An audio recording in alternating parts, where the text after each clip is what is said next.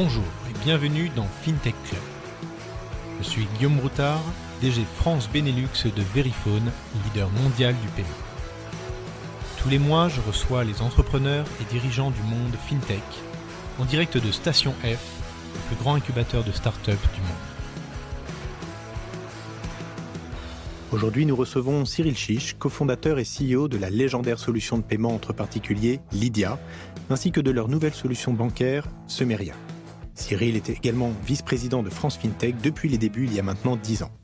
Nous allons parler de cette folle histoire d'entrepreneuriat, de ses 8 millions de clients et de bien d'autres choses encore. FinTech Club, c'est parti. Bonjour Cyril. Bonjour. Bienvenue dans FinTech Club. Merci. Merci à toi. Je suis très honoré de te recevoir aujourd'hui. Tu es un personnage à multiples casquettes, à multiples succès. Donc, il y a plein de choses à raconter sur tout ce que tu as construit autour de Lydia, sur tout ce que tu es en train de construire autour de Sumeria. Également, ton implication forte dans l'univers FinTech, avec France FinTech depuis presque 10 ans. Depuis le premier jour, effectivement. Ouais. Donc voilà, j'ai envie qu'on parle un peu de tout ça. Je te propose de commencer par te présenter, bien évidemment. Bien, écoute, je suis Cyril Chiche, cofondateur et président de Lydia Solutions. Et Lydia Solutions, c'est effectivement cette société qui se cache derrière l'application Lydia et l'application Sumeria, et qui est aussi un des membres fondateurs de France FinTech. Comme tu le disais, il y a maintenant un peu plus de 10 ans, à une époque où la FinTech en France était 17 ou 18 entreprises toutes réunies dans une salle de réunion. Et on a vu lors de la dernière itération de FinTech Révolution, la grande conférence annuelle, qui avait maintenant un peu plus de 1000 FinTech en France. Waouh. C'est dire si c'est un écosystème qui s'est développé de manière extraordinaire. Écoute, c'est une bonne entrée en matière. Donc, je propose qu'on reprenne un petit peu quand même, de façon chronologique, l'histoire, l'incroyable aventure de Lydia déjà, avant de parler du nouveau chapitre Sumeria qui s'est ouvert cette année. Est-ce que tu peux nous dire un petit peu comment tout a commencé ? Oui, c'était en 2011, 2010.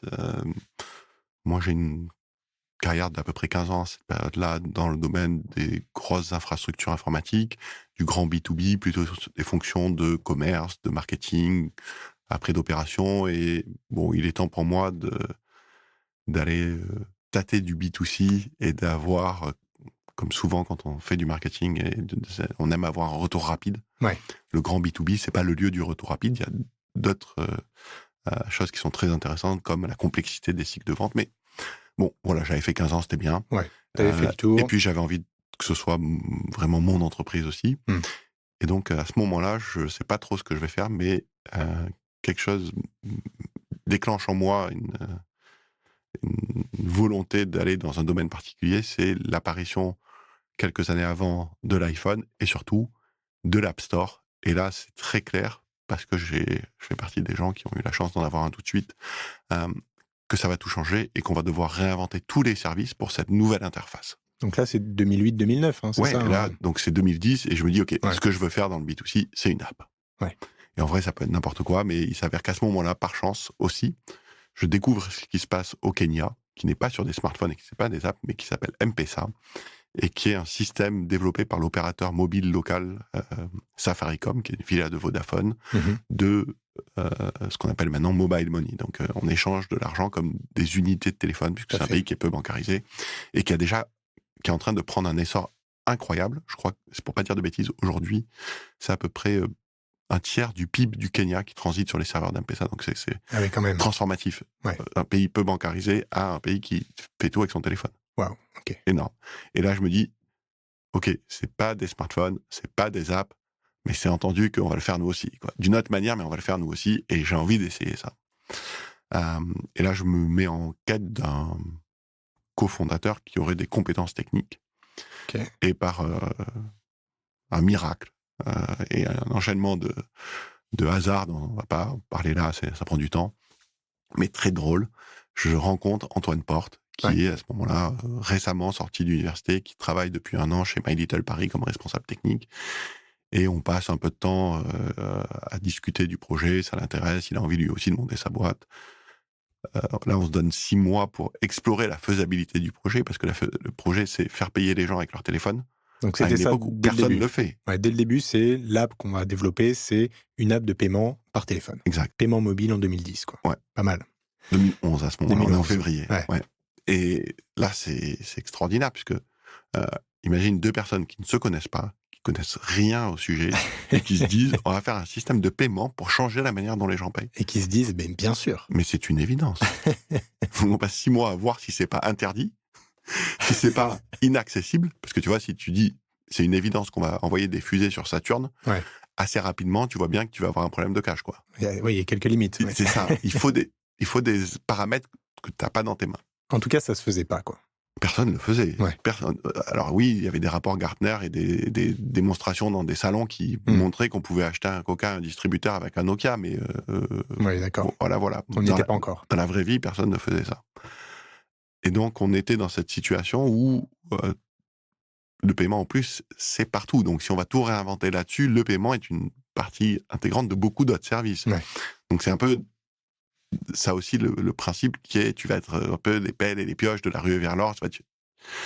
Et donc, on part là-dedans après 6 mois d'exploration pour savoir si c'était pas infaisable et aussi pour apprendre à bien se connaître. Et puis, on s'est lancé de la manière la plus dérecommandée possible. C'est le truc qu'on ne doit absolument pas faire. On a créé une boîte à 50-50. Parfait. Ouais, idéal. Normalement, ça va mal se Vous avez terminer. vu tous les livres des MBA, Qu'est-ce qu'il faut pas toutes faire, les recommandations. Bon, éviter par-dessus tout. on va faire Voilà. différemment. Exactement. Et mais comme on avait bien travaillé pendant 6 mois pour bien apprendre à se connaître, on avait mis toutes les choses au clair, ben finalement, ça fonctionne bien. Et encore aujourd'hui, on a vraiment une complicité. Et on a, entre-temps, réussi à faire entrer d'autres personnes dans cette complicité. Et vous avez réussi à toujours garder cet équilibre dans vos rapports. C'est extraordinaire. Ouais. Vraiment, c'est une chance inouïe. C'est fort. Oui, et puis c'est ça qui a fait la possibilité du reste. Avec une répartition des rôles, donc plutôt technique. Bien sûr. Pour lui, et toi donc plutôt orienté business marketing. Exactement. Okay. Lui, technique produit, et moi, plutôt le reste. Ce qui est étonnant, c'est que c'est un environnement qui est très réglementé, qui est très encadré. On fait pas n'importe quoi là-dedans. Et donc, normalement, quand on part un peu à l'aventure comme ça, on essaye d'éviter ce genre d'environnement. Nous, on a décidé de se dire que c'était une force. Parce que si tout est vraiment très bien cadré, et si tu te mets d'accord sur le fait que tu vas utiliser ce cadre-là, et tu vas jamais dépasser du cadre, ça te délimite un terrain de jeu, et ensuite, à l'intérieur de ce terrain de jeu, tu peux vraiment aller jusqu'au bout, jusqu'au bord du cadre pour explorer à fond et créer des choses nouvelles auxquelles personne n'a jamais pas songé, parce que plein de gens y ont songé, mais auxquelles personne n'a jamais été aussi loin. Personne n'a jamais été aussi loin dans l'exploration, parce que quelque part, l'innovation. C'était réglementé, mais en 2011, la réglementation du paiement sur mobile, il n'y avait sûrement pas beaucoup de presse autour de ça, quoi. Non, c'est ça.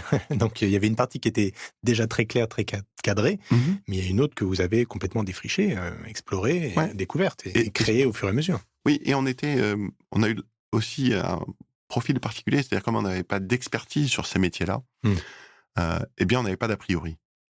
Et là, on est toujours guidé par son expertise. Quand on fait un produit, on est guidé si on est un expert de la monétique, par exemple, on va être guidé par les plateformes monétiques existantes, par les contraintes, par tout ça. Fait. Bon, nous, on n'était pas du tout des experts de monétique, et donc on était guidé par la seule chose dont on était expert, c'est d'être client de ces services-là. Ouais. Et donc par l'expérience client. Encore aujourd'hui, c'est ça qui nous dit. Intéressant, ouais. Donc pas d'a priori, pas de complexe, et juste effectivement ce retour d'expérience client. Ouais. Voilà. Qu'est-ce qu'on veut créer comme expérience? Et ensuite, quelles sont les technologies?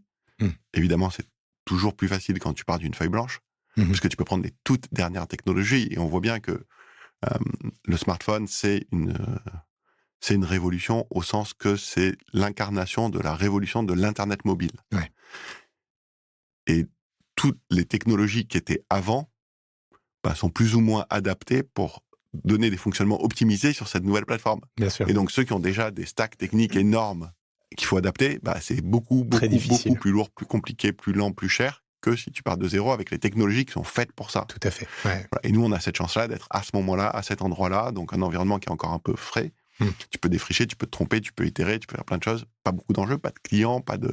Pas de concurrence, pas trop encore à léger, l'époque. très léger. Ouais. Et c'est ça qui nous guide, et c'est ça qui nous fait faire les choses d'une manière totalement originale, avec comme seul objectif d'atteindre l'expérience voulue. Ok. Et donc c'est comme ça qu'on finit par faire en 2013, par lancer en 2013 l'application Lydia, qui est une application qui permet de rembourser d'autres personnes ou de payer d'autres personnes en débitant sa carte bancaire et en transférant immédiatement les fonds à la personne qu'on paye en utilisant comme seul identifiant son numéro de téléphone mobile. Ouais. Donc du paiement entre particuliers. Instantané. Avec comme identifiant un numéro de portable. Ok. Et à l'époque... Ça aussi, c'était tellement précurseur. Ouais. À l'époque, c'est pour envoyer de l'argent à quelqu'un à distance, c'est donne-moi ton IBAN. Ben oui. Ok. Je t'ajoute comme bénéficiaire 3 jours. Bien sûr. Je t'envoie l'argent 3 jours, sauf s'il y a un jour férié au milieu. Et ça, c'est normal. C'est normal. Tout le monde pense qu'il ne peut pas faire mieux, quoi. Ouais. Et nous, on arrive à 3, puisqu'entre-temps, on avait embauché Fred, qui est toujours avec nous. Frédéric, notre premier développeur mobile. Et on fait un système disponible pour tout le monde, gratuit, où tu peux faire non seulement instantanément, sans ajouter de bénéficiaire, et comme seul identifiant le numéro de portable que tu as déjà. Ouais. Parce qu'il y a aussi le temps qu'il faut pour retrouver l'IBAN. Et donc tu passes de un traitement qui dure quasiment 7 jours, une semaine à quelques secondes. C'est ça. Et pas mal. Le tout dans le plus strict respect des règles bien sûr, de la compliance, pas d'histoire, pas de sécurité, on etc. cherche pas à faire des choses en dehors du cadre, pas du tout. Et vous sortez ça donc en 2 ans. En 2 ans de développement, de recherche. Exactement. Et tout ça parce qu'en fait, on n'est pas contraint par les plateformes existantes. Ouais. On n'a aucune contrainte. Complètement libre. Ouais. Complètement libre, complètement à l'écoute de toutes les options possibles en termes de technologie, en termes de chemin réglementaire, en termes de tout. Et obsédé par une seule chose, créer cette expérience extraordinaire de l'instantanéité qui est finalement tellement mieux que quand je le fais avec mon ordinateur. Et c'est ça la magie du mobile. L'Internet mobile, c'est partout, tout le temps, instantanément. Non, c'est beau. Surtout, en plus, l'idée d'être parti sur un paiement entre particuliers, tout est cohérent, quoi. Parce qu'entre particuliers, partir sur le numéro de portable comme identification, c'est tellement plus simple, plus logique et plus cohérent par rapport au marché. L'instantanéité pour les remboursements, Et puis, donc, le marché est effectivement peut-être plus grand, plus accessible, plus rapide à capter sur une solution gratuite. Tout le monde pense que c'est aller très vite et en fait, c'est aller très lentement. D'accord. Et au départ, on n'est pas parti sur le paiement entre particuliers. Le paiement entre particuliers est un accident.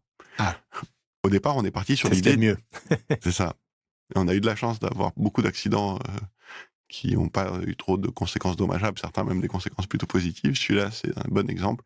Au départ, on était parti sur l'idée de faire payer les gens avec leur mobile, et donc évidemment, le premier truc qui te vient à l'esprit, c'est les commerces. Faire payer les gens dans les commerces, et notamment pour tous ceux qui n'ont pas de TPE. Donc on commence à penser évidemment les taxis à l'époque, les médecins, tous ceux qui sont...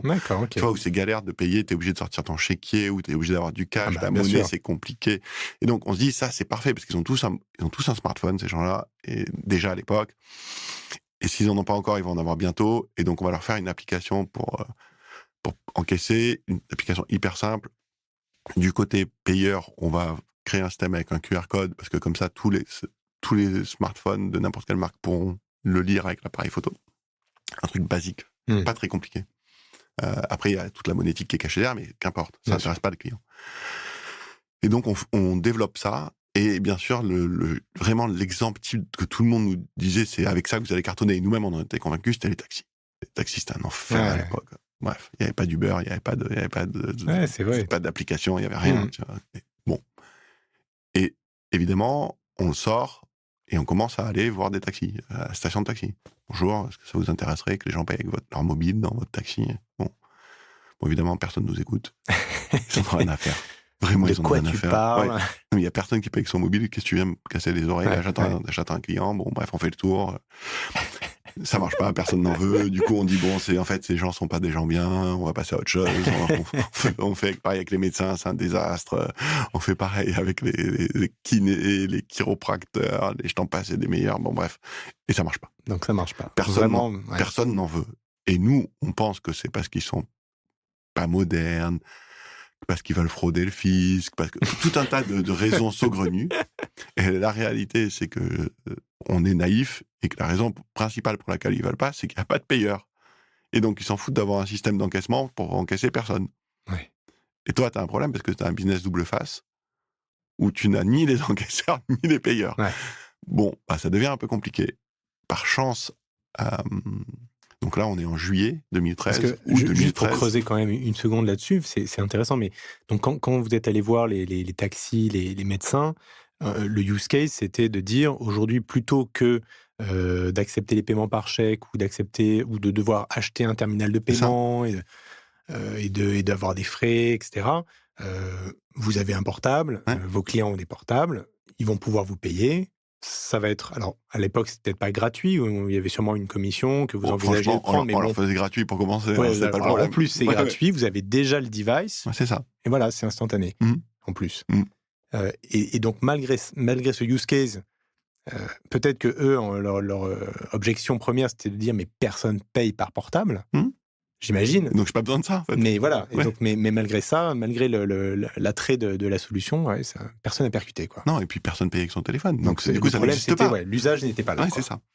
Et par chance, on était vraiment désespérés. Parce que là, ça faisait quand même 3 mois qu'on avait commencé et personne n'en voulait. Et nous, on avait plein de plans pour faire des châteaux en Espagne. Mais là, voilà. On était loin de l'Espagne et des châteaux, quoi. Ouais. Et dans le désespoir, on va voir des étudiants... Et je sais pas, pendant qu'on faisait les taxis, il nous vient une idée saugrenue, on va rajouter une side feature, tu vois, une fonctionnalité complémentaire. Ouais. Sachant qu'on n'avait pas un seul taxi qui nous avait dit oui, mais c'est pas grave, on avait quand même l'idée de faire une fonctionnalité complémentaire à défaut de signer des taxis, qui était de pouvoir partager le taxi. Ah ouais. Tu vois. Joli. Et donc, on fait cette fonctionnalité pour se payer entre deux personnes. On est deux dans le taxi, on fait moite-moite. Exactement. Ok. Bon. Pas mal aussi. Et puis, n'ayant pas de taxi, donc Fred, qui était encore un peu prof de temps en temps à Epitech, dit on peut aller voir peut-être des étudiants pour savoir si, par chance, ils pourraient pas être intéressés par la partie paiement entre particuliers. Parce que comme ils sont colocs, ils payent des bières, ils se remboursent tout le temps, machin, tout, ce sera plus pratique que du cash. Ouais. Bon, et nous, perdu pour perdu, allons-y, quoi. Et on y va, et en fait, on tombe là-dedans sur un groupe d'étudiants dont un est le trésorier du BDE. Ok. Et il nous dit, mais est-ce qu'on pourrait... tout le monde hyper excité, ils adorent l'idée de pouvoir se rembourser en instantané, trop bien, pas aller au distributeur à 2h du matin, impeccable, c'est clair. tout bien. Et là, il dit, mais est-ce qu'on pourrait pas utiliser ça pour vendre les places de soirée? Parce que nous, aujourd'hui, on les vend en cash ou en chèque, c'est un mal de tête, après on les perd, après on se fait braquer à la sortie de la boîte de nuit où on a organisé la soirée, c'est arrivé il y a 3 semaines, un enfer et tout. Si on pouvait encaisser comme ça serait super. Et là, en fait, ça, dans notre tête, pour le coup, là, ça fait clic tout de suite. On dit, mais en fait, le pro qu'on cherchait, c'est lui. C'est l'asso étudiante. Ouais. Et mieux que ça, on n'a plus d'histoire d'œuf et de poule. Parce que là, l'œuf et la poule, c'est la même personne. Ouais, c'est parfait. L'asso étudiante, c'est un étudiant. Et c'est pas n'importe quel étudiant. C'est le plus... comment dire, le meilleur des étudiants du campus. C'est celui qui fait les soirées, quoi. Ouais. Et donc là, on comprend tout de suite qu'on a un chemin et on lui dit, mais écoute, on va faire un truc pour toi, il y a une app pour ça, c'est Lydia Pro, tu vas voir, on va te faire tout ce que tu veux, on va te faire de la billetterie, on va te la faire aux petits oignons, tu nous dises de quoi tu as besoin, et on va te la faire gratuite. Et mieux que ça, on va t'inonder, toi et tes potes, sous la bière et la pizza. Tout le BDE, on va vous régaler. La personne qui peut dire non à ça. À une seule condition. C'est que, donc on va vous simplifier la vie, on va vous faire des encaissements sans cash, sans chèque, sans rien. Vous n'avez pas besoin d'être là en train de vendre vos places physiques et tout, on fait des QR codes pour ensuite que vous pourrez scanner à l'entrée de la soirée, une merveille. Tout ça gratuit, mais par contre, pour la prochaine soirée, c'est le seul moyen pour acheter les places. Pas mal. Bon, et j'ai pas besoin de t'expliquer qu'en fait, au bout d'une soirée, on avait nettoyé le campus, quoi. Ouais. Bah ouais, c'est sûr. C'est pas qu'ils voulaient payer avec leur téléphone, ils voulaient juste aller à la soirée. Bah ouais. Et toi, tu avais toute la base, et puis c'était parti, Voilà. tout le monde avait créé l'usage, quoi. Voilà. Et après, quand on commençait à se rembourser entre eux, Ouais. et nous, on a fait un autre campus, et c'est parti. Et ça a mis du temps, parce que c'est vraiment 1 + 1 + 1 + 1, physiquement. Ouais, t'es vraiment allé sur chaque école, Ah ouais, chaque ouais. campus, Ah oui, et puis t'étais à vendre tous les la jours à solution, midi, bien sûr. à faire les soirées. Ah ouais. Ah ouais, on en a fait des soirées. Et donc, petit à petit, ça a quand même mis 2 ans, et en fin 2015, on avait seulement 50 ou 60 000 utilisateurs de cette application. Qui étaient tous donc des étudiants. Ouais. Ce qui était une bonne façon de miser sur l'avenir aussi. Bien sûr. Et aussi d'espérer un effet de réseau, parce que c'est des endroits qui sont très viraux. C'est vrai. Et là, il se passe une chose extraordinaire qui est, je suis invité à parler dans un cours à Dauphine, l'université de Paris-Dauphine. Ouais. Je rentre dans le hall et il y a 2 étudiants qui sortent et un qui dit à l'autre, non mais vas-y paye, je te fais un Lydia. Et là, franchement, là, t'as pleuré. C'est la foudre. Donc du coup, je l'arrête, je lui dis, mais qu'est-ce que tu as dit? Évidemment, il pensait que j'étais son prof. Ouais. Du coup, j'ai rien fait, monsieur. Rien, monsieur, exactement. Je dis, non, mais je suis pas prof, vas-y, redis-moi ce que tu as dit. Je dis, non, mais il va m'acheter un truc, et je lui dis, paye, je te fais un Lydia. Mais je lui dis, t'as dit un Lydia? Et il me dit, mais tout le monde dit un Lydia. Et moi, je sais combien on a d'utilisateurs. Magnifique. Et donc, je comprends qu'en fait, on a touché quelque chose qui est essentiel, qui est un besoin non servi. Et il est tellement pas servi qu'il a fallu inventer un nouveau nom pour ce type de transaction, qui n'est clairement pas un virement bancaire. Et donc, ils lui ont donné le nom de la marque. C'est magnifique. Qui, normalement, n'arrive qu'à des échelles internationales. Tu vois, quand t'es Google, on dit googler, mais quand t'es... ça n'arrive pas quand t'es 3 pèlerins avec 50 000 clients. Jamais. Ou 10 pèlerins. C'est une belle victoire, ça. Ouais. Voilà. Et là, tu comprends qu'en fait, tu as touché quelque chose qui est très profond, qui est sociétal, et tu vas pouvoir l'amener à une très grande échelle. Et c'est à partir de là qu'on a vraiment accéléré. On a levé beaucoup de fonds, petit à petit, ça s'est accéléré aussi, puisqu'il y avait des fonds qui étaient disponibles en France, alors que ce n'était pas le cas avant. Et là, ça a pris effectivement de l'ampleur, et là, on a commencé à entendre de plus en plus un Lydia, en 2023, sur l'ensemble de l'année, on a eu 8 millions de personnes en France qui ont fait des Lydia. Qui me redisait ça, 8 colossal. millions. Ouais. C'est fou, ouais. C'est... Donc c'est une aventure incroyable, mais cette histoire de campus, il faut savoir, on le fait encore aujourd'hui. C'est vrai. Bah oui. Mais on est très très très actifs. On a une grosse équipe qui travaille là-dessus. On a des ambassadeurs qui travaillent là-dessus. Pour donner un ordre d'idée, entre le 1er 2 septembre et le 31 octobre cette année, on a fait 260, 280 événements physiques sur les campus. C'est 7 par jour, ouais. Sérieux. Ah ouais, donc vous avez gardé l'ADN de la fête, quoi. Qui vous a lancé. Ouais, parce que c'est pas que la fête, c'est aussi, finalement, c'est un endroit où on a une grande affection pour la marque, une grande présence de la marque, et c'est, qu'on le veuille ou non, c'est des centaines de milliers de nouveaux étudiants chaque année sur les campus. Bien sûr. Et donc, c'est un vivier, ensuite, qui va aussi rentrer dans cette génération des gens qui disent « je te fais un Lydia », et dans cette position où, en dehors du campus, ils vont pouvoir être des promoteurs de la marque, du service, que ce soit pour Lydia ou maintenant pour Sumeria. Ce qui est beau aussi, c'est de se dire que 10-15 ans après ce début que tu racontais, qui est génial, où tout a commencé à prendre, vous êtes toujours la solution que les étudiants plébiscitent et utilisent dans ces soirées, parce qu'elle répond toujours parfaitement aux besoins. Parce que je crois que personne n'a fait mieux. C'est aussi bête que ça. C'est sûr. C'est ça. Non, mais c'est fou, mais c'est une réalité. C'est génial. Ouais. C'est génial.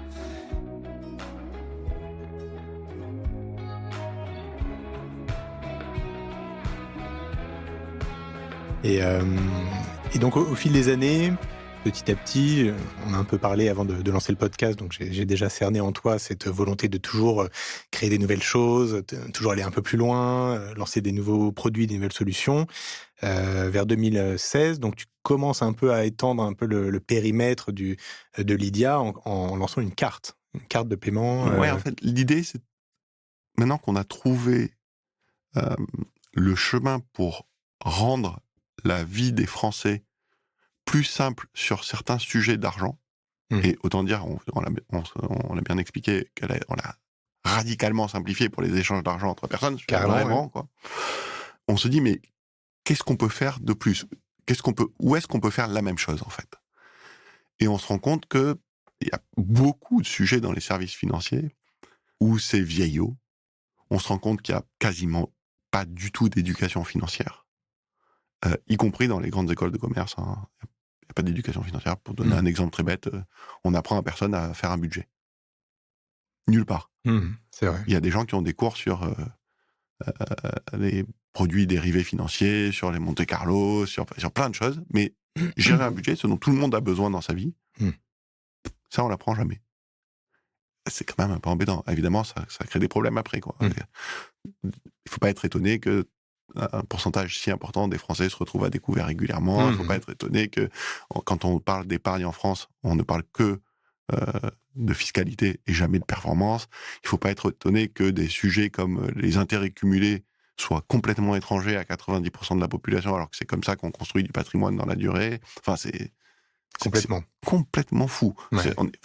On sent que quand on dit l'argent est tabou en France, c'est vrai. C'est tabou à un point où ça met les gens en danger potentiellement.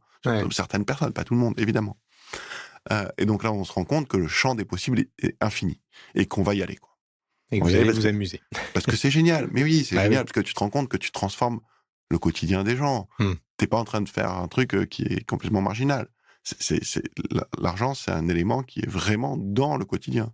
Et quitte à faire du B2C, si tu peux faire quelque chose qui touche tout le monde, qui a vraiment un impact, c'est l'idéal.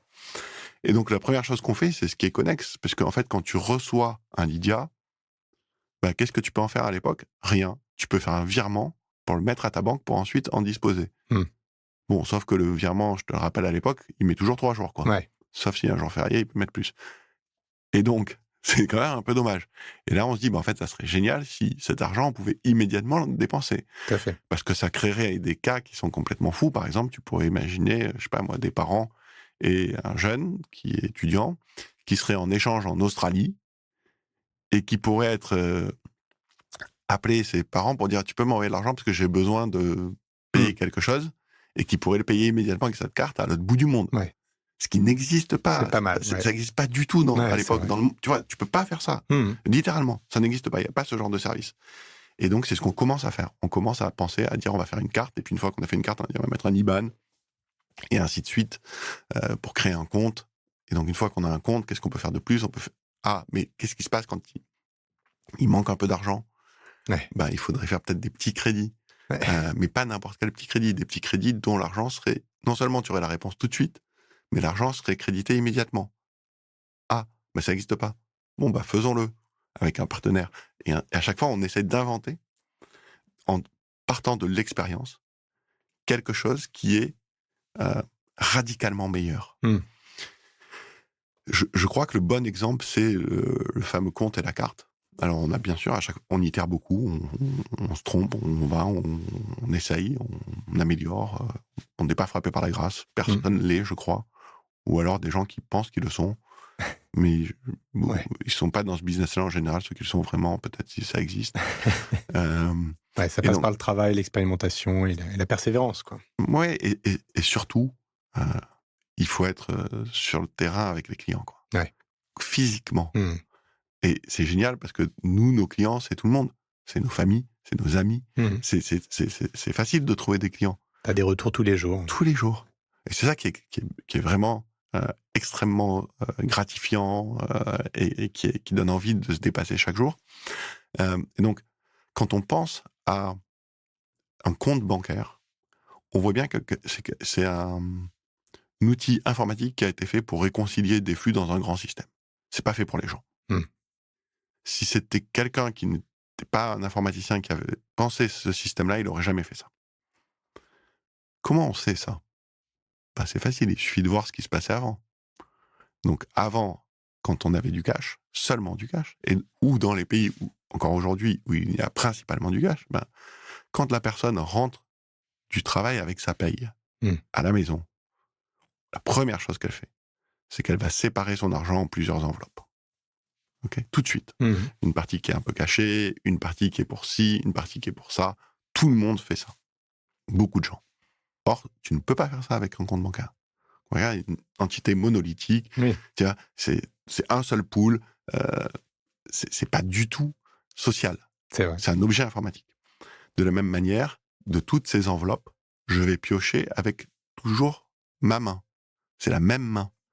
Mais dans les comptes bancaires, l'objet qui te permet de dépenser, la carte, principalement, c'est un objet qui est annexe du compte. Et donc, si j'avais 5 comptes parce que je voulais m'organiser un peu comme mon système d'enveloppe, il me faudrait 5 cartes pour dépenser. En fait, on voit bien que ce n'est pas fait pour ça. Ouais. D'accord ?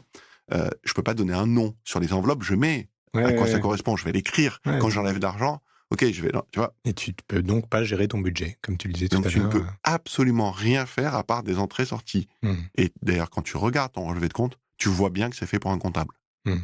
En fait, on t'a donné une lucarne à l'intérieur du système informatique de la banque. Ouais. Et c'est pour ça que tu ne comprends rien sur un tiers ou 50% des lignes de ton relevé. Parce que ce n'est pas fait pour toi. Ouais. D'accord ? Or, nous, on ne peut pas se contenter de ça. Notre ADN, c'est l'inverse de ça. Ouais. Et donc, quand on conçoit, au lieu d'aller chercher un core banking system existant, on dit, on ne peut pas, puisque sinon, on va avoir les mêmes résultats. Donc, on va créer un core banking system de zéro. Autant dire, c'est...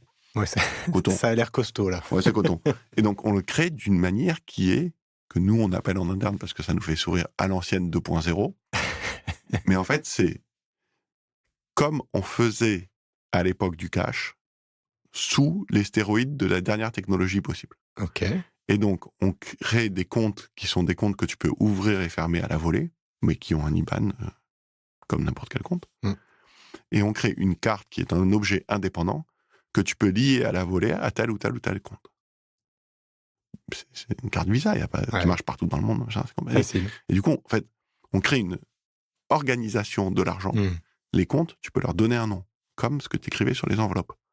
Donc, tu peux avoir le compte maison, le compte enfant, le compte machin. Et donc, quand tu payes, tu choisis le compte que tu veux utiliser, enfin, la carte virtuelle qui a été créée, et tout de suite, ça te met... Ou même une carte physique. Hein. Et ça se range dans le bloc que dans le fichier que tu as créé virtuel. C'est ça. Et ensuite, tu peux faire des dossiers.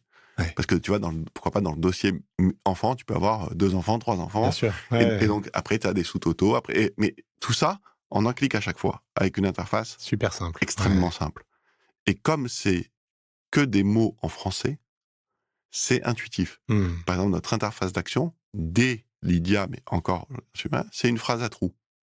Donc, tu vois bien, quand tu veux faire un virement avec ta banque, tu dois aller déjà, tu dois te connecter, bon...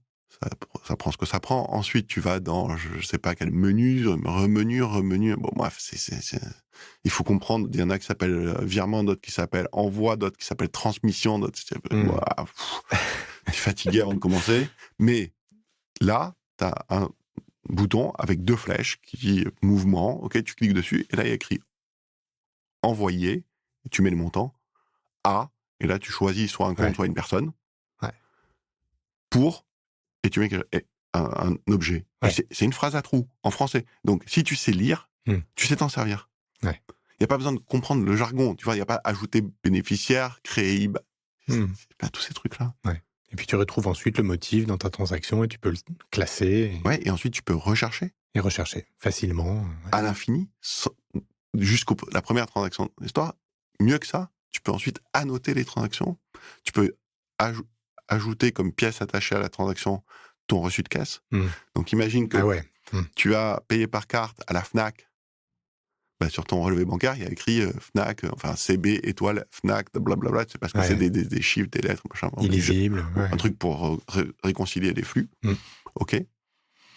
Mais toi, le jour où tu vas chercher la garantie de l'appareil photo que tu as acheté, putain, mais pour retrouver cette transaction, pour autant qu'elle soit pas trop vieille, que ta banque te montre encore cette transaction, mais impossible, même si tu as pris l'extension de garantie, même tout ça, il faut que tu ailles chercher dans des papiers, dans une armoire chez toi. Alors que là, tu auras mis comme annotation de cette transaction, en plus de Fnac, tu auras mis appareil photo, et tu auras ajouté ton ticket de caisse ou ta garantie, que tu auras en photo, et donc tu pourras, dans ta recherche, chercher appareil photo. Appareil photo, tu retrouves la transaction, et tu retrouves le ticket, quoi. Et oui. Ouais, ça c'est beau. Et donc, tu vois bien, tout ça avec des outils qui sont relativement simples d'apparence, même si derrière c'est un peu compliqué, mais c'est pas le sujet des gens que de voir si c'est compliqué ou pas. En fait, les utilisateurs, les clients, ça les intéresse pas que ce soit compliqué. Il faut c'est que ce soit simple, que ce soit intuitif, que ce soit logique. En fait, tu peux d'un coup te réapproprier de manière extrêmement simple la gestion et l'organisation de ton argent.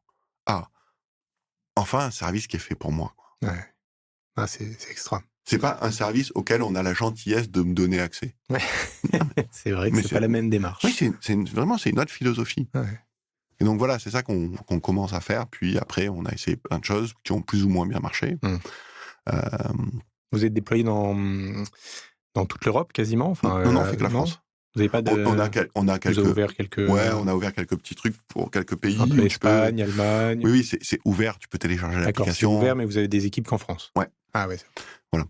Et aussi parce que c'est des pays où il y a beaucoup de Français. Ok. Ah ouais, d'accord. Donc Faut c'est savoir. ok, c'est le marché français Ouais, pour et l'instant. d'accord, les Français à l'étranger, quoi. Oui, il y a sûrement quelques étrangers aussi, mais voilà quoi. D'accord. Ok. C'est pas, pour l'instant, on n'est pas concentré en dehors de France. Et vous avez quand même réussi à avoir une empreinte assez forte dans l'univers du B2B au cours de ces années, ou c'est resté vraiment exclusivement Non, c'est vraiment B2C. entre particuliers. Ouais, c'est vraiment B2C. Ce qui s'est fait au fur et à mesure, c'est effectivement d'essayer plein de nouveaux services qui étaient des services un peu divers et variés dans un esprit de marketplace financière à un moment. Ça, c'était 2020, 2021, et on s'est rendu compte que ça fonctionnait pas comme on voulait, donc on a arrêté ça. Et en 2022, on a vraiment concentré tous nos efforts sur le compte courant, en plus des échanges, bien sûr, entre particuliers et des cagnottes, qui était la force de Lydia, qu'on n'a jamais ralenti. Et ça nous a amené en 2023 à prendre une décision qui était assez extraordinaire, qui est de dire, en fait, voilà, le compte courant commence à vraiment fonctionner. On a un peu plus d'1 million et quelques de Français qui font des services bancaires avec nous. Joli. Même si ça se sait pas, parmi les 8 millions sur les 8 millions de clients, de donc il y en a 2023, déjà 1 million, 1,5 million. 1,5 million exactement, qui utilisent les services bancaires qu'on fournit. Et donc là, ça commence, les deux activités commencent, comme elles sont dans la même application, elles commencent à se frotter un petit peu, il commence à y avoir des frictions, il commence à y avoir des problèmes, des gens qui se plaignent parce que ce qu'ils aiment, c'est le Lydia extrêmement simple pour rembourser, mais ils veulent pas la partie bancaire, ou en tout cas pas maintenant. Et donc ils commencent à se plaindre que oui, ça devient moins simple qu'avant, moins fluide, et ils ont raison. Et donc on prend la décision. Et il y a ceux qui poussent pour un plus compte de bancaire, plus de banques, bien sûr. Avec plus de services. Voilà, et on prend la décision pour donner à chaque activité le maximum de son potentiel et la développer à fond, de séparer les deux activités. Donc d'un côté les paiements entre amis et les cagnottes, qui va évidemment rester sous la marque Lydia, et de l'autre côté développer une nouvelle marque pour les services bancaires. Et ça sera Sumeria, qu'on lance le 15 mai 2024, avec une situation qui est un peu compliquée, parce que, évidemment, une fois qu'on a pris cette décision qui était difficile à prendre, mais qui était très logique, vient la question de savoir comment on fait ça. Et on aurait pu se dire, on va garder sous la marque Lydia les services Lydia, dans l'application des services Lydia, et on crée une nouvelle application pour la nouvelle marque Sumeria et pour les services bancaires. Mais ça aurait voulu dire que, malgré la communication qu'on peut faire aussi tapageuse et aussi répétée, on sait très bien que une bonne partie des gens, nous les premiers, ne lisons pas tous les emails de nos fournisseurs.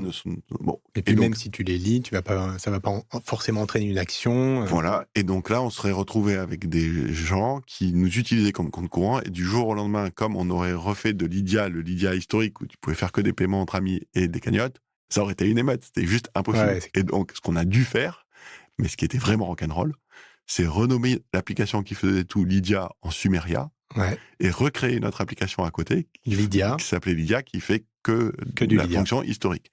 Bien sûr, on peut faire des Lydia dans Sumeria, et donc ceux qui ont l'application Sumeria n'ont pas besoin d'avoir l'autre application à côté. C'était effectivement une bonne façon aussi de garder ta base client sur l'appli qu'ils avaient déjà, qu'ils utilisaient déjà, et puis ceux qui de toute façon souhaitaient continuer à faire du Lydia retrouvaient très rapidement la nouvelle application Lydia qui ne faisait plus que ça. Ouais, alors c'était pas si rapidement et c'était pas si facilement.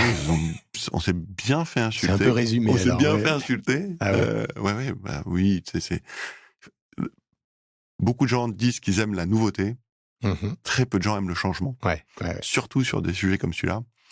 Et donc, on a eu de tout. On a eu des gens qui sont tombés de l'armoire un matin, ils se sont réveillés, ils cherchaient leur application Lydia. Et dans leur téléphone, il n'y avait plus d'application Lydia. Il y avait Sumeria. Un petit carré vert. Bon. Mais il y en a qui, encore aujourd'hui, nous écrivent des mots horribles sur des stores, parce que mais il y a de tout. Ils n'ont pas compris. Ils n'ont pas suivi, ils n'ont pas compris, ils ont pas... Et il y a des gens qui ont aussi des problèmes assez rigolos. Par exemple, on a quelqu'un qui nous a écrit « I hate you, you screwed up my color-coded homepage ». Ah, ok. Voilà. Bah ouais, c'est ça. Vous avez pris un risque, là. Alors, c'est très dur, euh, parce qu'on a eu la chance pendant des années d'être vraiment une marque adorée, avec que des commentaires hyper positifs. Ouais. Tout le monde était content. Voilà. Et donc, c'est très dur de lire des dizaines de commentaires par jour de gens qui t'insultent, littéralement, sachant que ce que tu as fait, c'est sincèrement ce que tu pouvais faire de mieux pour donner, en plus, à chaque service le maximum de son potentiel. Préserver ce que les fans de Lydia aimaient depuis le début, et même l'améliorer dans le sens où ça redevenait pur et que du Lydia. Donc, ils étaient censés être contents. Et puis, ceux qui voulaient plus de banques, avec Sumeria, vous avez la possibilité maintenant de monter en puissance.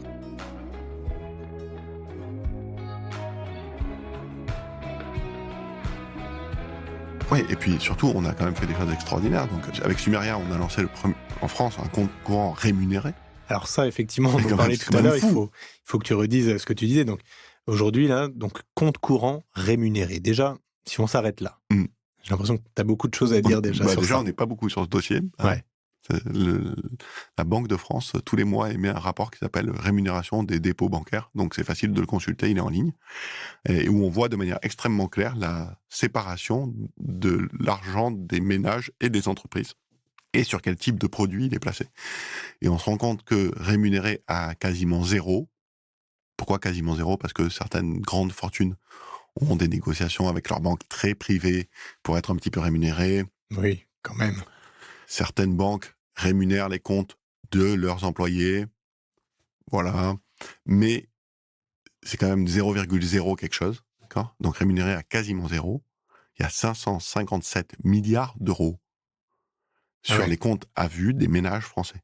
Qui dorment, voilà, qui ne. Alors, ils dorment pas pour tout le monde. Qui fait. Oui, alors. Pas pour la banque, en tout cas. Voilà, c'est ça. Mais pour les particuliers, ça rapporte rien. Voilà, rien. Et mieux que ça, on croit que ça ne peut pas rapporter. C'est la norme. C'est la norme. C'est une norme qui est évidemment illusoire. Oui. En Espagne, ce sont des comptes qui rapportent.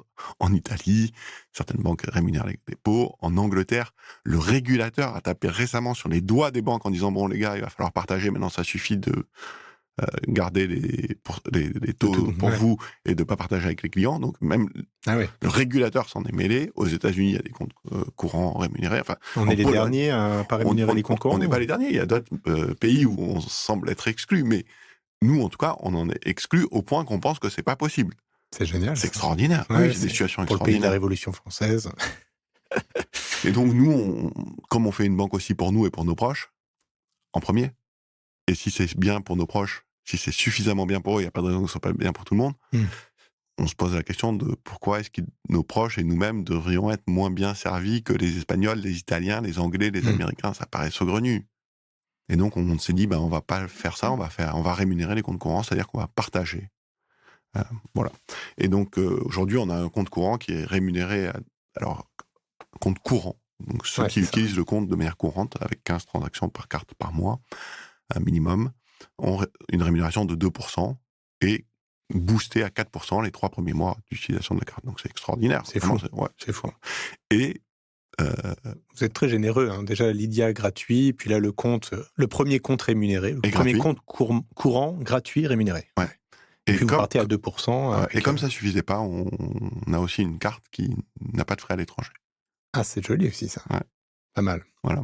Et donc ça, c'est quand même, ça nous semble être une offre de base qui est, quand tu combines ça avec le système d'organisation de ton argent, un compte qui est original, mais qui est extrêmement efficace, avec des cartes qui sont aussi la possibilité d'avoir des cartes virtuelles, notamment éphémères, quand tu payes sur Internet pour pas avoir mal à la tête. Ok. Tout ça gratuitement, rémunéré, et sans frais à l'étranger, tu vois bien que tu as quand même radicalement changé l'offre de base de compte courant pour les Français. Il n'y a personne qui fait ça. Voilà. Donc, aujourd'hui, la grande majorité des Français ont un compte qu'ils payent, qui n'est pas rémunéré, avec une carte qui a des frais élevés à l'étranger, et un système monolithique où il n'y a pas moyen d'organiser son argent. Peut-être qu'il y a moyen de faire mieux, quoi. Et peut-être qu'il y a moyen d'avoir mieux. Et nous, on est convaincus que les Français y ont droit. Ouais. Et demain, évidemment, on va le faire à l'échelle de l'Union européenne, pas simplement en France. Ouais. Voilà, donc c'est ça ce projet de Sumeria. Et en parallèle, de l'autre côté, sur Lydia, là aussi, on a remis de l'innovation, puisqu'on avait arrêté depuis 5 ans. Ouais. Puisqu'on Pour a se concentrer là-dessus, sur la partie, banque. oui, sur l'injection de la partie bancaire, service bancaire. Et donc, dans Lydia, on vient de faire quelque chose qui est assez génial, qui est, pour faire un Lydia, il faut bien une source de fonds. Donc, je télécharge l'application, je n'ai pas d'argent, donc je vais connecter ma carte. Historiquement, je vais connecter ma carte bancaire et pour envoyer de l'argent à quelqu'un, je vais débiter ma carte bancaire pour lui envoyer de l'argent. Ouais. Là, on a fait l'intégration d'Apple Pay comme source de fonds. Ok. Et donc, ça veut dire qu'on a fait 3 choses extraordinaires en une seule fois. La première, c'est que à l'enrôlement, donc quand je crée mon compte, je n'ai pas besoin d'enrôler une carte. Parce que grâce à l'intégration Apple Pay. Oui, parce que du coup, j'ai pas besoin Si tu as d'avoir déjà une ta carte carte préenrôlée. Ouais. Si elle est déjà enrôlée Apple Pay, elle est automatiquement enrôlée Lydia, c'est ça? Elle est rien, j'en ai pas besoin. Ok. Ah oui, Au d'accord. moment où je vais faire un paiement, je vais pouvoir appeler Apple Pay, et donc ça veut dire que je vais pas avoir besoin d'aller faire le 3D Secure de ma banque avec son application. Suivant les banques, c'est un vrai mal de tête. Ouais. Okay, c'est juste reconnaissance faciale. Et donc Apple Pay, quoi. Ouais, bien sûr. Et pour finir, ça rend Lydia instantanément compatible avec toutes les banques du monde qui proposent Apple Pay. Ah ouais. Forcément. Mais donc, tu as quand même bien une carte derrière. Oui, mais c'est la carte de ta banque. Ouais. Mais qui est enrôlée dans Apple Pay. Mais nous, c'est ça, ouais. Donc, on débite Apple Pay. Ouais. Ah, c'est fou, ça. Et donc, tu vois, c'est une innovation c'est assez qui ont dingue. été permises parce qu'on a splitté les équipes, parce qu'on a redonné à chaque service son autonomie, sa roadmap et sa capacité d'innovation au service des clients. Et donc maintenant, quelle que soit la banque, que la carte de la banque que tu as du monde entier, pour autant que ta banque te fournisse Apple Pay, tu peux utiliser Lydia. Ouais, toi, tu t'en fiches, en fait. C'est Apple Pay la source de fonds. le pont qui va connecter la carte, quelle que soit la banque, à Lydia et donc au paiement, quoi. Voilà. Et donc, tu vois, en ce moment-là, on entend pas mal d'innovation au niveau des paiements entre particuliers. Enfin, bien sûr, système, tu vois, pan-européen. Tout à fait, virement instantané. Mais qui n'est pas vraiment pan-européen, finalement, c'est 15 banques entre elles, quoi. Ouais, c'est un peu ça. Voilà. Avec des virements en moins de 10 secondes. Voilà. Ouais, donc c'est pas du tout le même service, effectivement, puisque, déjà, là, on vient de parler de Sumeria, donc là, c'est une dimension complètement différente. Mais effectivement, là, sur le paiement instantané, cette connexion à Apple Pay, en fait, ça vous ouvre le monde, quoi. Et donc, toutes les banques, instantanément. C'est ça. Donc, ça va déjà bien au-delà, quoi. Tu vois, en séparant les deux marques, en séparant les deux activités, en les mettant chacune dans une nouvelle dynamique, qui est une dynamique indépendante, même si dans Sumeria, on peut faire des Lydia et ça s'appelle faire un Lydia, eh bien, on a relancé vraiment un nouveau souffle pour Lydia qui tout de suite lui donne maintenant une ouverture mondiale, instantanément. C'est beau. Par contre, effectivement, là, tu parles des solutions donc, de virement instantané. Donc, j'imagine que tu parlais de Wero, par exemple, d'EPI, Fintecture. Donc, mais le virement instantané, c'est aussi le paiement de banque à banque. Donc, il n'y a pas de carte derrière et donc il n'y a pas d'interchange quand on parle de paiement, par exemple, effectivement, entre professionnels, B2C, B2B. Là, il y a quand même toujours la notion de carte de paiement adossée au paiement. On n'est pas sur du virement instantané de banque à banque. Pour l'instant. D'accord. Pour l'instant. La réalité, c'est que... je vois la lueur dans ton œil. Non, en fait, dans Lydia, tu peux déjà recevoir un virement instantané et tu peux déjà émettre un virement instantané. Okay. Donc ça, on le fait déjà. Okay. Tu peux mettre de l'argent sur ton Lydia et même, on a été la première cagnotte à permettre la participation par virement. Tout à fait. Ouais. Voilà. Donc, on est déjà dans cette dynamique-là de compte à compte. Et donc, bien sûr que le principe, c'est finalement une intermédiation qu'on appellerait any to any. Ouais. Ça peut être compte vers carte, compte vers compte, wallet, en fait, c'est ça. Ouais, c'est ça. Voilà. Et ça, c'est aussi dans la philosophie de ce que, par exemple, vient d'annoncer un Visa dans son offre Money Movement. Ouais. Donc, l'idée, c'est que finalement, moi, en tant qu'utilisateur, en tant que client, en tant que personne, je veux faire parvenir de l'argent à tel autre partenaire ou partie de la transaction, que ce soit un particulier, un professionnel, finalement, qu'importe. Et son moyen de réception m'importe peu. Ouais, en fait, moi, ce que je veux, c'est qu'il ait l'argent. Toi, tu es le hub, qui permet les tuyaux, en fait, qui permettent de faire transférer de l'argent, quel que soit, le moyen choisi par l'émetteur et quel que soit le moyen choisi par celui qui va recevoir l'argent. Exactement. Finalement, c'est même pas un tuyau, puisque les tuyaux sont des tuyaux existants. Les tuyaux cartes existent, c'est Ouais. pas les nôtres. Les tuyaux de virement existent, c'est pas les nôtres. Ouais. C'est les virements, c'est interbancaire. Et donc, on est finalement l'interface et l'orchestrateur. L'orchestrateur, c'est ça, ouais. C'est ça le métier. C'est ça. C'est pas mal. Donc là, c'est vraiment la nouvelle vision, la nouvelle stratégie de monter en puissance à la fois de Lydia. Mhm. Enfin, là, on a refait un petit focus Lydia. Donc ça, c'est l'innovation sur Lydia et donc ce qui va permettre donc du coup d'étendre vraiment l'offre de façon internationale, Ouais, et de puis façon assez puissante. le champ des possibles Et le champ des est possibles. immense. Ouais. Avec une vraie flexibilité, une agilité totale dans les paiements. Toujours entre particuliers. Et pourquoi pas retourner voir pourquoi les pros pas. maintenant, bien sûr. Ouais. Bah ouais, parce que là, ça va faire du sens aussi. Ouais. Et derrière, donc Sumeria, donc avec le premier compte courant, rémunéré, Ouais. avec en plus toute l'agilité, là aussi la flexibilité qui permet de gérer son budget au quotidien, quelque chose de beaucoup plus smart, donc intéressant. Ouais, Ça ouvre de belles perspectives. Et cette identité, cet ADN qui est, tu vois, on parlait tout à l'heure des campus et tout ça, qui est vraiment croit beaucoup, enfin, le numérique et l'humain, c'est pas antinomique. L'un est un outil pour l'autre, les deux interagissent, c'est vraiment important. On fait ça pour des personnes. Pour illustrer ça, je vais te partager une chose qui est intéressante, qui est le nom de code de Sumeria pendant toute la durée du projet, chez nous, et encore aujourd'hui, en interne, c'est notre philosophie. Ça s'appelait MMB. Ok. MMB, ça veut dire My Mother's Bank, la banque de ma mère. Ok. Alors, effectivement, c'est la banque de ma mère, mais c'est un peu anecdotique. C'est pas qu'elle lui appartient, c'est qu'elle Elle est faite pour elle. la sert. Mais ça veut dire qu'on fait cette banque et tous nos services pour des gens qui nous sont chers. Mère, père, cousin, frère, sœur, enfant, qu'importe. Et donc, on le fait vraiment avec eux en tête. On le fait pour que ce soit simple pour tout le monde. Mais ça veut dire aussi, ma mère n'est pas toute jeune, comme tu peux imaginer. Et donc, ça veut dire que je le fais vraiment pour tout le monde. Et je le fais pour que, sincèrement, même des gens qui ne sont pas des geeks fous, qui ne savent pas se servir, puissent le faire. C'est pour ça aussi qu'on fait cette phrase à trous. Le plus simple possible d'utilisation. Le plus simple et le plus intuitif, c'est aussi le plus inclusif. C'est vrai. Et donc, ça veut dire que, finalement, c'est un service pour la personne et ce n'est pas un service informatique mis à disposition de la personne. Et en fait, c'est une philosophie qui est très différente. Et tu vois, c'est ça qui guide les équipes chez nous. Nous, on a une règle, c'est si tu ne sais pas quoi faire parce que c'est pas écrit, alors pose-toi la question, est-ce que je le ferai pour ma mère? Si la réponse est non, challenge le fait de le faire. Si la réponse est oui, tu passes à l'étape 2. L'étape 2, c'est est-ce que je le ferai comme ça pour ma mère? Et si la réponse est non, là aussi, challenge la manière de le faire. C'est génial. Et c'est pas compliqué. Ouais. Tout le monde peut comprendre ça. Ouais. Et donc, c'est un bon guide. C'est un guide qui va très loin. Je vais prendre un exemple qui est très technique et très, très pénible, mais qui illustre bien ça, qui est dans le monde de la conformité, de la lutte contre la fraude, le blanchiment d'argent, un truc dont on n'aime pas trop parler. Mais imaginons que tu as un usage très ponctuel avec des petits montants d'un compte, et que soudainement, tu reçoives 50 000 €. C'est ce qu'on considère être, dans le monde bancaire, un virement atypique, un mouvement atypique.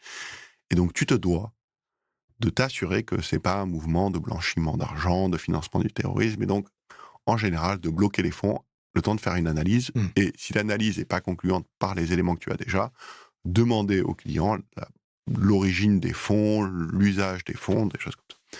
Dans la plupart des établissements, ça va être fait sans parler au client. Et l'argent va être bloqué pendant ce temps-là. Et on lui dit rien. Ok. Bon, c'est pas idéal si tu réfléchis, est-ce que je le ferai comme ça pour ma mère, quoi. Clairement pas. Tu la laisses pas dans... Où est cette grosse somme d'argent? Tu dois lui parler. Bien sûr. Si tu suis la doctrine et tu veux vraiment être le meilleur des bons élèves, tu vas écrire tout de suite, au moment où tu bloques cet argent, tu vas écrire à ton client un email et tu vas lui dire, parce que c'est ce qui arrive le plus vite, tu peux lui faire une notification et tout, mais tu vas lui dire: cher client, nous avons reçu sur votre compte numéro nanana une somme de X. Cette somme peut être, selon la réglementation, considérée comme un mouvement atypique sur votre compte. Dans le cadre de nos obligations de lutte contre le blanchiment d'argent et de financement du terrorisme, nous sommes obligés de procéder à une analyse renforcée et donc de vous demander la preuve d'origine des fonds, l'usage des fonds. Merci de nous répondre dans les meilleurs délais afin qu'on puisse débloquer cet argent. Bien à vous, signature. Ok, c'est poli. C'est carré, tu expliques le contexte, tu expliques que tu as bloqué l'argent, tu expliques pourquoi, tu expliques ce que tu attends pour débloquer. Okay. Franchement, hyper propre. Ouais. Sauf que ma mère, quand elle lit ça, elle lit « Dans le cadre de nos obligations de lutte contre le blanchiment d'argent et le financement du terrorisme ». Et là, elle pense « Ces gens me soupçonnent de blanchir de l'argent ou de financer le terrorisme ». Ouais, ça peut être un peu oppressant. Bah, pour le moins, tu vois, tu sens bien que tu vas avoir une mauvaise relation avec ces gens-là. tu vois bien que tu ne vas pas leur faire confiance. Quoi. Ouais. Et ça donc, commence mal. Exactement. Et donc, tu peux pas écrire ça. Tu dois dire, tu dois faire ce que tu dois faire. Il ne s'agit pas de faire autrement, mais tu dois dire, dans le cadre de la protection des clients, on a besoin de s'assurer que ce n'est pas une somme qui vous met dans une situation embarrassante. Une fois de plus, tu renverses en fait la dynamique. Effectivement, l'exemple que tu viens de prendre, l'employé de cette banque virtuelle travaille pour la banque et donc s'exprime avec les termes de la banque, alors que avec le jargon de la banque, comme le compte est effectivement pour la banque avant d'être pour l'utilisateur, alors que dans le deuxième exemple que tu as pris, là, c'est retourné pour être en faveur du consommateur, du client. C'est un changement de paradigme, même si on fait la même chose. Ouais, c'est vrai. Et c'est ça vraiment notre ADN, quoi. C'était déjà ça sur Lydia, on s'est pas transformé. Dès le début, c'est ça. Ouais. Tu as réussi à garder cet ADN. Aujourd'hui, vous êtes combien On est un peu plus de 250. Ah ouais, 250, et t'as réussi à garder cet ADN, cette logique, ce dogme du MMB. Oui, mais c'est aussi notre raison d'exister. Ouais. Si c'est pour faire la même chose que les autres, il n'y a pas vraiment besoin d'un nouvel acteur. C'est un peu, non, mais c'est un peu ridicule. C'est cohérent. Voilà, donc c'est vraiment ça qui nous anime, et c'est ça aussi qui marque notre singularité, la manière dont on fait tout. Les produits, les communications, la lutte contre la fraude, enfin, tout. C'est beau. Et donc là, quelques actualités, quelques projets. Oui, on a effectivement beaucoup d'actualités. 2 qui sont pas du tout produits, mais qui sont un peu produits, mais qui illustrent d'autres manières la manière dont on se préoccupe du service qu'on rend. Ça n'a pas échappé qu'on entend beaucoup parler ces derniers temps, mais c'est pas depuis 5 minutes, depuis 2 ans, 3 ans, et ça ne fait qu'augmenter très rapidement, de la fraude téléphonique aux faux conseillers bancaires. Tout à fait. C'est une catastrophe, des centaines de millions de préjudices l'année dernière, en augmentation de 78%. Enfin bon, bref, par rapport à 2022, c'est une catastrophe. Les gens sont désemparés, il y a eu des jugements là récents. Enfin bon, bref, c'est vraiment un truc qui est ça fait mal, oui. Très pénible, très pénalisant, et c'est beaucoup d'argent. Bon, jusqu'à maintenant, ce qu'on voit comme action, c'est de la sensibilisation. Est-ce qu'il faut le faire? Bien sûr, il faut le faire. Est-ce que ça suffit? Bon, visiblement pas, sinon on serait pas dans cette autre croissance-là, quoi. C'est entendu que non. Et donc là, on a les opérateurs téléphoniques qui, en application d'une loi de 2020, vont empêcher le spoofing, c'est-à-dire des gens qui se font passer pour quelqu'un d'autre en utilisant un numéro fixe. Ouais. Ok. Non, mais ça règle une partie du problème, mais clairement, c'est pas tout le monde. Enfin, la plupart de ces gens appellent en disant « Je suis le centre de lutte contre la fraude de votre banque ». Qui connaît ce numéro-là? Donc tu peux appeler avec n'importe quel numéro, même un 09, même avec un 07. En fait, les gens sont dans la panique. Donc on voit bien que c'est la panique. S'ils étaient dans du rationnel, ils se feraient jamais arnaquer. Et donc c'est la panique qui fait que les gens se font arnaquer. Et donc dans la panique, alors bien sûr, si en plus on peut t'afficher le numéro de ta banque, c'est encore mieux. Mais sans ça, ça marche aussi. Et donc, bon, nous, on a développé un autre système qu'on n'est pas les seuls au monde à avoir développé, que Monzo en Angleterre a développé, que je ne sais plus quelle banque en Australie ou en Nouvelle-Zélande a aussi développé, qui est ING peut-être aussi, je ne sais plus. Bon, enfin, bref, qui est un système qui s'appelle appel certifié. Okay. C'est quoi? Quand on t'appelle, en fait, tu reçois une notification applicative de l'application Sumeria ou Lydia. Et si tu cliques dessus ou si tu ouvres ton app, à l'intérieur, tu as une notification qui dit « Vous êtes bien en communication avec l'un de nos conseillers, cet appel est certifié ». C'est une sorte de 3D Secure du contact téléphonique bancaire. Fin de l'histoire. Ouais, génial. Ok. Bon, est-ce que d'autres pourraient faire ça? Sans doute que oui. Sans doute que oui. Pourquoi on fait ça? Encore une fois, MMB. Parce que moi, je veux pas que ma mère elle se fasse arnaquer par n'importe quel pimpin qui l'appelle et qui lui dit « je suis le centre de votre banque ». Bien sûr. Ouais. Ni ma mère, ni ma soeur, ni ma cousine, ni personne, quoi, en fait. Et donc, je trouve des moyens pour que ça n'arrive pas. C'est efficace. Alors, bien sûr, il faut que les clients le sachent, il faut leur communiquer, il faut les informer, il faut les former, il faut de la pédagogie, il faut de la répétition. Mais au moins, c'est fait. Pour faire ça, évidemment, il nous a fallu faire une intégration un peu fine entre notre service de téléphonie, le service de notification applicative et le service de message in-app. Bon, on l'a fait, ça marche très bien et ça sécurise de manière totale. Super efficace. Voilà. Ouais. Donc ça, c'est un exemple d'innovation que j'aime bien. Ouais, joli. Et autre chose, dans un domaine totalement différent, on l'avait annoncé le 15 mai 2024, quand on avait annoncé Sumeria, on vient d'ouvrir un lieu physique. Alors, pas une agence bancaire avec un SaaS et des automates, hein. Non, c'est un café. C'est un café. Un coffee shop. Un petit coffee shop voilà, Sumeria. Avec du bon café de spécialité, fait par une barista professionnelle qui fait aussi des cookies maison. Voilà, c'est extraordinaire. C'est le café Sumeria, qui se trouve au 171 rue du Faubourg Saint-Antoine, dans le 11e arrondissement de Paris, et où on peut, en plus de déguster un très bon café ou un matcha latte et un cookie, parler d'argent. Ouais. Avec des conseillers Sumeria qui sont là que pour vous. D'accord, donc tu as quand même les conseillers, et donc là tu peux... Voilà, de manière soit autour d'un café, soit dans un espace un peu plus confidentiel qui est aussi disponible, avec, là encore, quelque chose qu'on n'a pas inventé, mais quelque chose qui existe en Espagne avec Santander, en Corée, aux États-Unis avec Capital One, des agences café. D'accord, c'est sympa. En fait, c'est aussi des lieux de vie du quartier. Ouais. En fait, on peut se parler, quoi. On peut se parler simplement. Et c'est pas parce que c'est un service numérique qu'on peut pas se parler entre humains. Mais aussi, il y a un côté à l'ancienne 2.0. C'est ça. C'est l'idée. Un lieu de rencontre où on va prendre un café, on va papoter, on va parler de tout et de rien, mais effectivement, on peut aussi avoir des conseils, de l'aide sur comment gérer son budget. Oui, on peut comment utiliser mon application mieux, quels sont les services qui sont disponibles, mais aussi, effectivement, on va faire des ateliers pédagogiques. Ouais. Sur la gestion budgétaire, sur l'épargne, sur des choses comme ça. Non pas pour faire de la pub, mais pour faire de la pédagogie. Ouais, pour les aider. Ouais. Et pareil, effectivement, selon la logique MMB, voilà, c'est encore de l'aide, de l'accompagnement pour faciliter le quotidien et la gestion quotidienne de l'argent de tout le monde. Oui, parce qu'on comprend que c'est un sujet d'angoisse, d'anxiété vraiment. On voit bien qu'il y a des gens qui n'ouvrent jamais leur banque, ils veulent pas voir là-dedans. Il y a des gens qui regardent 25 fois par jour. Enfin, on voit bien qu'il y a des comportements qui sont comportements très qui reflètent beaucoup d'anxiété autour de l'argent. On l'a dit, le tabou. Et donc, il faut casser tout ça, quoi. C'est quelque chose, c'est un outil dont on a besoin au quotidien. C'est un outil dont on a besoin dans la durée.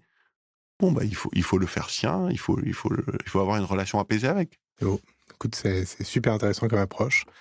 Et effectivement, c'est assez rare. Vous avez innové de façon radicale avec Lydia en proposant quelque chose qui n'existait pas déjà à l'époque, le paiement mobile entre particuliers. Un succès de dingue, 8 millions d'utilisateurs l'année dernière. Et puis donc là, vous montez en puissance sur les services bancaires, avec là aussi quelque chose de complètement innovant. Donc un compte courant, rémunéré, on le répète, ça n'existait pas. C'est fou, donc vous l'avez fait. Et écoute, on vous souhaite vraiment plein de succès. C'est ultra enthousiasmant. Félicitations. Beaucoup. Bravo à toute l'équipe. Ouais, c'est un travail acharné de chaque seconde et dans la durée. On dit en interne qu'on construit une cathédrale. Et donc, ça veut dire qu'on sait qu'on verra pas la fin. Mais ça ne nous empêche pas d'être extrêmement fiers de la partie qu'on fait. Écoute, un grand merci Cyril pour ce partage, ce témoignage, et puis pour nous avoir livré aussi toutes les clés de l'ADN de Lydia Sumeria. Et puis on vous souhaite vraiment plein de succès dans les semaines. On va aller voir dans les semaines à venir donc le nouveau coffee shop Sumeria. Et puis plein de bonnes choses en tout cas. Merci beaucoup. Merci à toi. À très bientôt. Ciao.